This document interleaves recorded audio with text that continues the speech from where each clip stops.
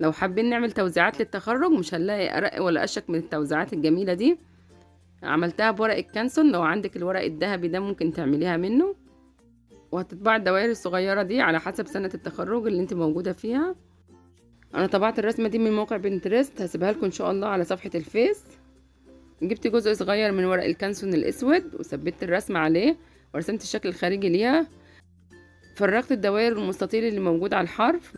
جبت جزء من الاستيكر الذهبي وثبته على ورق الكانسون وقصيت مربع وعملت فيه فتحه صغيره من فوق.